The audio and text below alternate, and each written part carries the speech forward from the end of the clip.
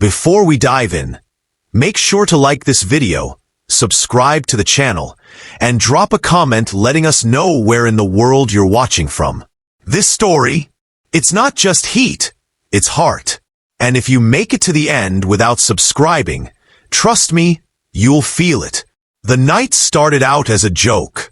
We were gathered around the cracked wooden picnic table at Garrett's lake house just outside Sibley, Missouri.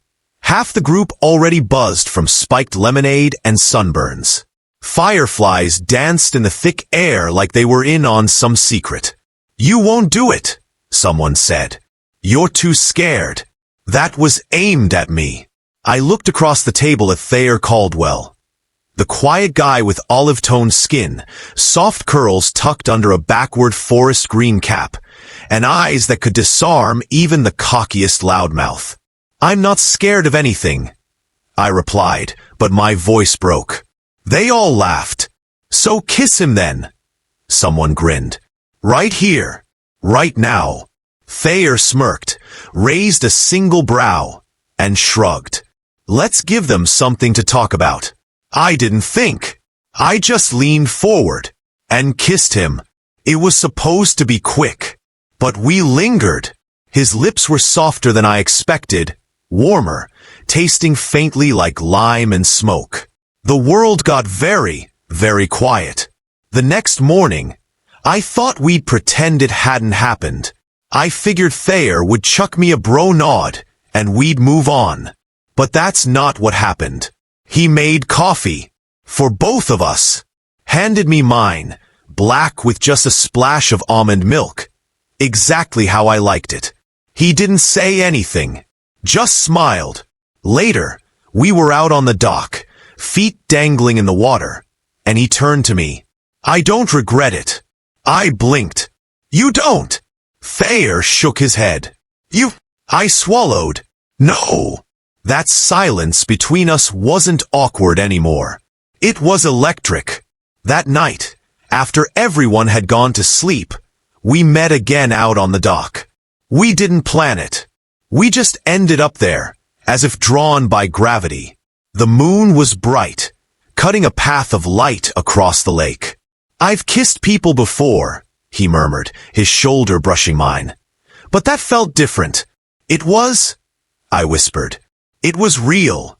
He reached over and took my hand. My heart did somersaults. "Have you ever?" I started, then faltered.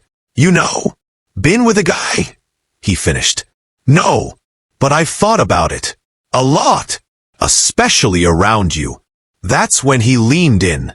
This time, there was no audience. No dare. No reason to pretend. It was slow, purposeful, dizzying, and it didn't stop at kissing. The rest of the weekend blurred by in whispers and stolen glances. We were quiet about it, careful, but not careful enough. On Sunday night, when we were packing up, Nico, Thayer's best friend since grade school, pulled me aside. "You and Thay?"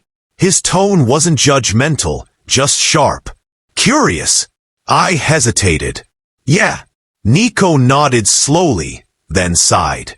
"Just don't mess with him. He doesn't let people in easily." I nodded, throat dry. That night back in town, Thayer texted me. "Can I see you tomorrow?" We started seeing each other. Not officially, not openly, but enough that I knew I'd fallen.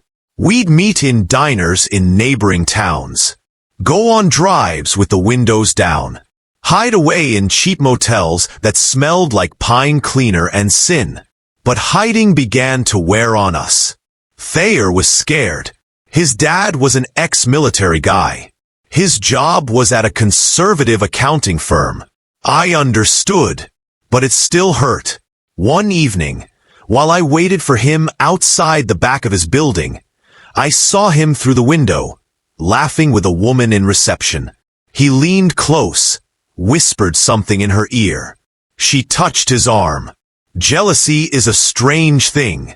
It doesn't make sense. It doesn't ask for permission. I drove home. Didn't reply to his texts that night.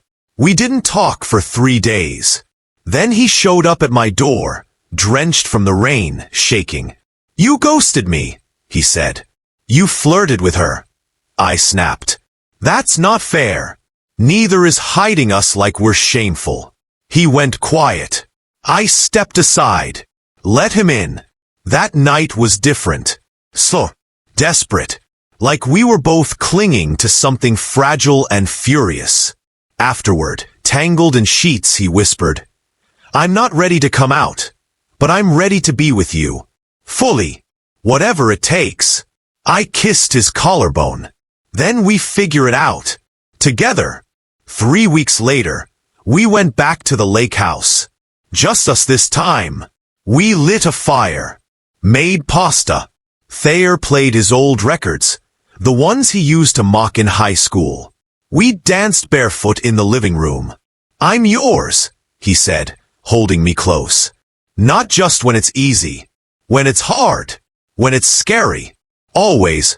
That night, in the warmth of the firelight, we made love. Not in secret. Not in shame. There was nothing rushed. No game. Just two people finally choosing each other fully. Fiercely.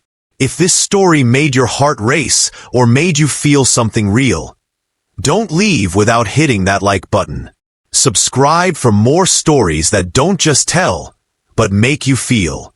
And drop a comment. Tell us your name, where you're watching from, or the last time a kiss changed your life. We're building something special here. Stay close.